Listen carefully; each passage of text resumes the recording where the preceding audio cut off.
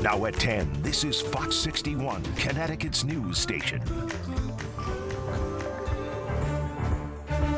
You have to be an evil entity to do that to a human being, period. How do you, especially your stepchild that you've been trusted with. A man reportedly held captive inside a home in Waterbury for 20 years. It's a story that shocked the nation, but nowhere else is the story more shocking than Waterbury itself. That's where we begin tonight. I'm Sarah Sanchez. And I'm Brent Harden. Thanks for joining us for the Fox 61 News at 10. Many family and friends, acquaintances, all now sharing their stories, including a former classmate of the stepmom, Kimberly Sullivan. Fox 61's Jamel Johnson talked to that woman who says she and other friends couldn't believe their classmate is tied to one of Waterbury's most infamous cases. Carol Griffin says the last time she remembers seeing Kimberly Sullivan was in 1986. That was at Wilby High School, where both of them were students. We all were like inboxing each other, like, wait a minute, isn't that Kim? Isn't that for? And sure enough, it's Kim. That's what Griffin describes the moment she and her classmates saw Sullivan on the news. I was shocked to hear the story. Griffin was just 16 years old at the time she last saw Sullivan. 4 years after myself. Police say Sullivan's stepson escaped from the home he says she held him captive in for decades. Who else is in the house? Who else is in here? My stepson is in here. He told first responders he lit the fire intentionally inside the Blake Street home so he could finally be free. Police say he was just 68 pounds when he was found. The arrest warrant says he had limited access to food and water and was locked in his room for up to 24 hours some days. Griffin says the shocking nature of the crime baffled her. You have to be an evil entity to do that to a human being, period.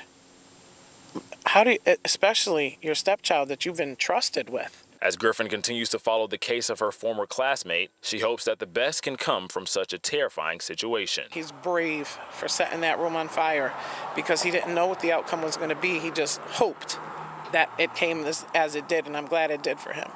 I hope he makes a full recovery. Sullivan is currently out on a $300,000 bond, and she's expected back in court next week. We'll be following this case and provide any updates as they come along. In Waterbury, Jamel Johnson, Fox 61. We have an update from Wallingford on a deadly fire last April. Police say the mother and baby found dead inside that home were killed days before the fire. Investigators say 24-year-old Justin Varnado killed 19-year-old Charisma Johnson and 9-month-old Kylen Varnado several days before setting their Geneva Street home on fire. According to a new report, Justin Varnado doused the home in gasoline, then started a fire in an attempt to take his own life. Firefighters found him alive, but he later died from his injuries. Police confirm Varnado had been arrested just a month before on domestic violence charges and was not supposed to be at the home. A bicyclist is dead, hit and killed by a man police say was driving under the influence in East Windsor. Police say the victim was riding on the shoulder this afternoon when that driver hit him head on. He died at the hospital. Waldemar Serrano Acevedo of Springfield failed several field sobriety tests and was arrested, according to police. He's being held on bond. It's unbelievable, when you get that phone call that you don't want to get. That's the scariest thing when you get that phone call. Family continues to grieve following Friday's late-night shooting on Main Street in Hartford outside the American Legion that left a 35-year-old man dead. Fox 61's Kay Pattyfoot was at the vigil this evening where that man's family called for justice. Reverend Henry Brown delivered an emotional and passionate speech to family and friends for a man murdered in Hartford, joined with the group Mothers United Against Violence on Wednesday. They called for justice following the death of Myron Myers, whose death marks the third homicide in the city this year.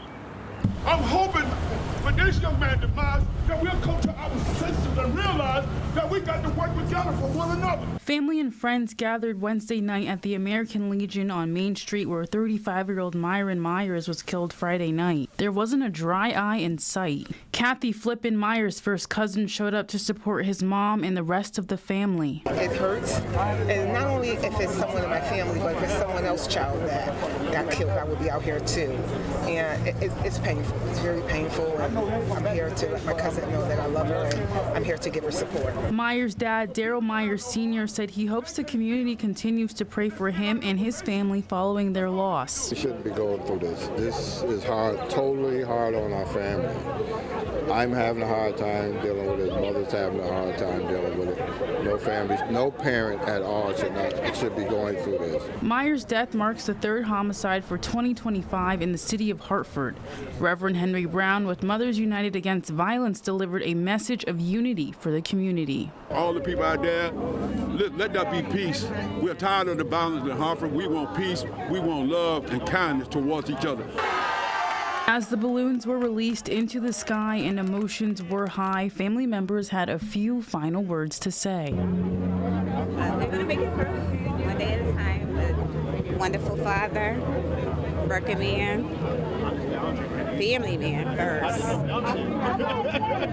Unfortunate, tragic. Even though the family is still grieving, Reverend Brown is hopeful someone can come forward with information that can lead to a suspect being arrested. In Hartford, Kate Pattyfoot, Fox 61. Thank you, Kate. To get the latest update on all these stories, just scan the QR code on your screen and download the Fox 61 News app. The final day of winter, feeling a whole lot more like spring. Look at these numbers today. We even made it to 70 degrees for a couple locations, Chester and also Hartford. Tomorrow, for the first official day of spring, it is much cooler. Temperatures right now are dropping back into the 40s, and that's where we're going to start off the day tomorrow. Areas of fog, mist, and drizzle to begin the day tomorrow, so it has a damp feel right out the gate. As we head towards lunchtime, we're looking at cloudy skies with temperatures around 50 and highs in the 50s as we head through tomorrow afternoon. We will see some rain develop around this time tomorrow night. It might even end as a few snowflakes in parts of the state. We'll explain your full forecast coming up. Thank you, Rachel. Well, now to the issue of animal abuse happening all over Connecticut on streets, in facilities, and in homes. State data shows a significant increase in cases year over year. And advocates say the issue is not being addressed with the seriousness it deserves. Fox 61's Angelo Bavaro talked with some of the people raising their voices for those who cannot speak for themselves. We're getting these numbers from the most recent crime analysis report released by the Department of Emergency Services and Public Protection.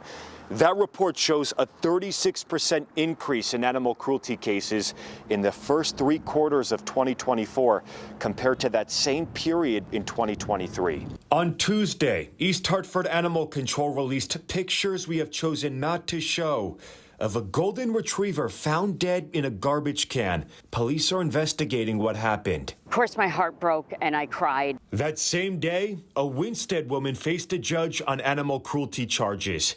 27 dogs were seized from a home as part of that investigation. Why isn't the state saying anything? Why aren't they releasing a statement about, okay, we need to get a plan, what can we do? Animal advocate Holly Fontaine points to many factors driving the rise in cruelty cases. With COVID, abandoning them, which is not an answer, but they're doing it, and some are desperate because of the high cost of veterinary care. Unfortunately, when the mental health issues tend to go up, so do you see rises in animal cruelty. State Representative Liz Linehan also wants to see action. I'm looking at the way that we handle animal cruelty on a town level, at the municipal pound level. She introduced 3 bills on the issue this year. Basically say that if an animal control officer is found guilty of animal cruelty, they can no longer be an animal control officer anywhere. The proposed legislation is in part inspired by mistreatment allegations against her district's animal control facility in Cheshire, which have sparked multiple protests. When an animal is left at an animal control facility, that after a certain number of days, a foster situation needs to be explored. There are hardworking volunteers throughout Connecticut that are using their own money, going without to help take care of all these animals. It's not right. Fontaine says what is right is the hand of justice coming down harder on people found guilty. You just can't keep slapping every single animal cruelty crime criminal on the wrist and saying, okay, don't do it again. These people are known to go out and hurt, wives and children. So the question becomes, do we need to put someone in jail because they have abused an animal? I think the answer lies in the circumstances. Couple that with voiceless victims that can make the burden of proof difficult. For those reasons, it's also why we don't necessarily prosecute. And if you don't necessarily prosecute, it tends to make people believe we're not taking it seriously. It's a self-perpetuating cycle. Representative Linehan's bills are scheduled for a public hearing next week. Reporting in Hartford, I'm Angelo Bafar, Fox 61. We've reached out to Governor Lamont's office for comment on the increase in animal cruelty cases. We are still waiting to hear back. Well, new tonight, President Donald Trump plans to sign an executive order that would shut down the Department of Education. The president is expected to announce the order tomorrow. He's previously said the agency is wasteful and polluted by liberal ideology. The act of formally shutting down the Department of Education is still not possible without an act of Congress, which created the department in 1979. Well, trash is becoming a real issue, according to people who live in one Hartford neighborhood. Yeah, many who live in the area of Putnam and Mortson Street say they are seeing illegal dumping there. Fox 61's Alicia Hercules spoke with one woman whose son found something very disturbing on the ground. Jasmine Beecham says the illegal dumping has raised health and safety concerns, especially for children, after she claims that her son picked up a needle in a local park. He picks up a needle, and before, I could think twice about what it was, I had to yell for him to drop it. Beecham has lived in Hartford for 4 years and says the issues with illegal dumping have only gotten worse over the years. On her daily walks through the neighborhood, Beecham says she encounters heaps of garbage like mattresses, large slabs of wood, couches, and trash bags, all left along the street. With the warmer temperatures coming, it obviously attracts rodents. There's a smell issue. Beecham feels that her neighborhood is forgotten or one of the less cared for parts of the city. It doesn't seem to be much of an issue in the more downtown areas or where there's businesses and events. She says she called the city of Hartford multiple times to get the issue addressed, but feels a more permanent solution is necessary. In response to Beecham's concerns, I spoke with Hartford Mayor Arunan Arlampalam to hear more about the city's plans to address these issues. We've been really active in trying to get after illegal dumping. We have a case open on that specific incident right there on Putnam Street. As the city works to attack the issue, Mayor Arlampalam asked that residents continue to report issues of illegal dumping to the city by calling 311 or downloading the app. Well, if you dump illegally in the city, we will fine you to the maximum extent possible based on the dumping. And yeah, we've got an extensive network of cameras and license plate readers. Hartford's not a good place to commit a crime. We will find you, we'll track you down, and we'll hold you accountable. Aside from the city, Beecham hopes that residents will also play their part in keeping the city clean by avoiding illegally dumping altogether and finding real trash sites to dump their garbage instead of on the street. In Hartford, Alicia Hercules, Fox 61. We just heard back from the mayor's office. And they say the garbage on Putnam and Mortson Street has since been cleaned up by the city's DPW workers.